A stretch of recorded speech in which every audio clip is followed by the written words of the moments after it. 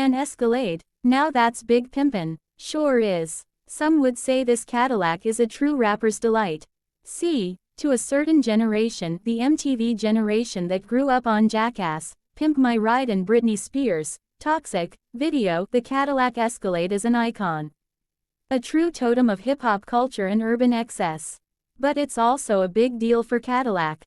This car didn't just single-handedly take the hip-hop game into the SUV domain, transitioning people and the scene from Cadillac Fleetwoods and Coupe de Villes to where consumers were congregating, SUVs, but also kept the Benjamins, to use hip-hop parlance, coming to keep the brand alive. Fact, when the Escalade hit its pomp during the second-generation release in 2002, US sales jumped 84% in the first 7 months of being on sale. Then, having been name-checked by the likes of Gucci Mane, Mobb Deep, Lil, Kim, Kanye West, Outkast, Ludacris, Jay-Z, The Game, 50 Cent, Usher and Ja Rule, sales really started ramping up. In 2006, more than 62,000 of these high-margin, high-riding Luxo buses were sold. But were they any good?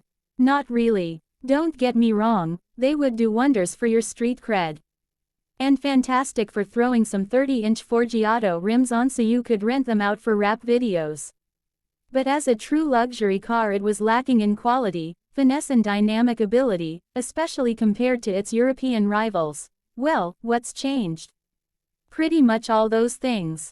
Consider me intrigued. It's only taken 5 generations, but the latest Escalade feels like it's had some time, money and care poured into its development, finally rewarding it some true halo status in the Cadillac range. Luckily for Kanye and company, it hasn't lost any of its flex appeal in the process either. And you can still get some 30-inch Forgiatos in the wheel wells. So, your rap rental car service isn't going into administration anytime soon. In fact, business might be better than ever. What underpins it? GM's barcode-like GMTT1XX SUV architecture. It's the same platform that's used for all its full-size trucks and large SUVs, including the Chevrolet Tahoe and GMC Yukon. Like those, a range-topping and very American, excessive yet underpowered, 420 bhp, 460 pounds Ford, 6.2-liter V8 is under the bonnet, hooked up to a gear-to-stick 10-speed automatic transmission, driving either the rear or all 4 wheels. For the first time, a grumbly 3.0-liter Duramax 6-cylinder turbodiesel, from the Chevy Silverado and GMC Sierra pickup, is also optional. But we'd stay away from that. As for hybrid and electric options, no chance. Well, not for this generation. Which isn't exactly Cadillac getting with the times, is it? But thankfully the suspension department has, eventually, caught up with the 21st century, throwing out the ancient and space-consuming live axle for a 4-link independent rear. It looks like an absolute unit. You don't want to mess with it, that's for sure. To quote Cadillac's proud and ostentatious marketing messaging, it's the largest and longest Escalade ever. And previous generations were hardly Suzuki cappuccinos. In America, bigger is still seen to mean better. And the Escalade is a big beast, weighing in at 2,641 kilograms and coming in at 5.4 meters long, over 2 meters wide and nearly 2 meters tall. I'm 6 feet 2 and the bonnet came up to my nipples. And that's the small one. Like everything in America, there's the option to supersize your Escalade thanks to the ESV Escalade Stretch Vehicle, that's 404 mm longer and sits on a 335 mm longer wheelbase. Anything bigger in the US is normally painted yellow and full of school kids. What does it look like in person? Surprisingly classy. Yes, its scale and slab-sidedness are frightfully imposing, but it's offset with minimalist touches and great lighting.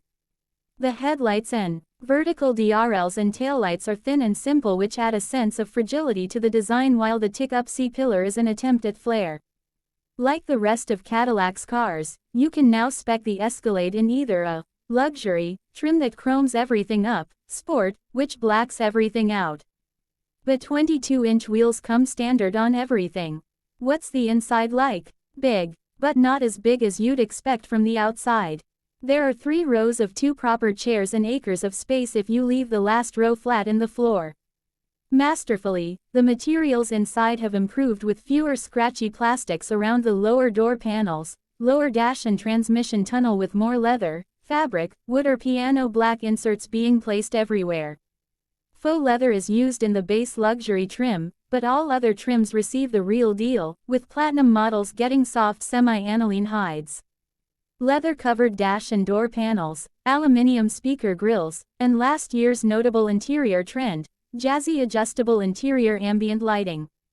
There's also a 36-speaker AKG sound system including a pair in each front seat headrest and several in the roof as well. As the car is so big, there are also 4 microphones to enhance conversation between the seat rows, but it ends up sounding like you're talking to a bank clerk or a loved one through some prison glass. There's also more power sockets and storage facilities than a small London flat. The further back you sit, the less ritzy the cabin gets, especially if you're demoted to the third row. But at least there's plenty of natural light from a massive, panoramic glass roof. Talk to me about that curved screen in the dash, it's huge. Well, adjusts pedant specs up knows it's technically 3 screens stitched together, but that doesn't make the 38-inch digital expanse any less impressive. And Cadillac is very happy with it.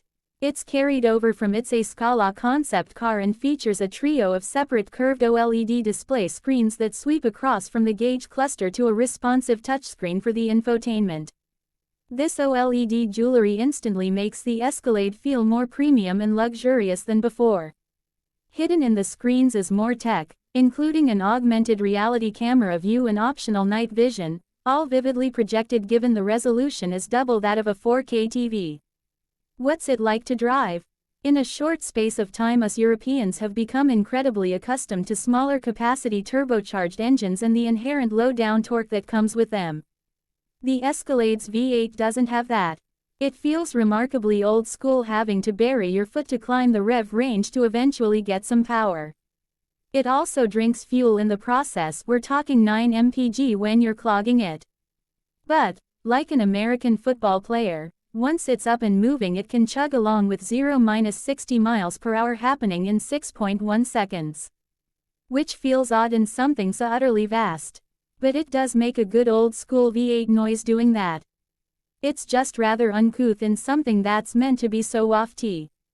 And wafty it is. There are several suspension choices, but even the most technical doesn't offer the damping you'd expect from such a car. The base suspension uses coil springs with passive dampers. The next step up is to coil springs with the 4th generation of magnetoriological magnetic ride control. The top level is an air-sprung adaptive suspension with the magnetoriological MRC dampers, but even so big surface changes can send jolts through the car which you'd expect to be ironed out. There's just not enough comfort and control simultaneously, it's more a case of one or the other. No matter your size, you feel like a child driving the Escalade. And there's no getting around its scale. The steering tries its best but is ultimately vague. Not that you see many corners in Beverly Hills or New York, but it can become disconcerting when you are faced with one and the car's initial roll takes hold. However, once it's loaded up, there's surprising control. There's even an electronic limited slip differential to help you get the big caddy out of a corner and provide more stability and traction. But the brakes are hard to modulate, lack initial bite, and are easily overwhelmed with all the weight. To the point they warn you when they're overheating. Which we knew about before the dash bonged at us, as we could smell the acrid smoke through the cabin. So if you are a fan of stopping, the $3,950 6-pot Brembo brake upgrade might be for you. How much is it? Prices range anywhere from $89,000 to $121,000 depending on your trim, spec and how many options you load up. Which is a lot, but the latest Escalade is the best one yet and should have its US counterparts worried. Compared to its European rivals, there's still plenty of work to do. However, its biggest strength is that it's not European and is as American as things get. It's still the four-wheeled American dream for a hip-hop generation. And that has its own charm and appeal. In the same way you're inclined to go to In-N-Out as soon as you land in LA, or go grab a hot dog in New York. When you're in America you want to drive an Escalade. And as long as rappers keep rapping about them, people will keep buying them. Luckily there's a lot more to rap about now. I just have no idea how Jay-Z is going to spit bars about a 38-inch OLED display. But that's his job, not mine.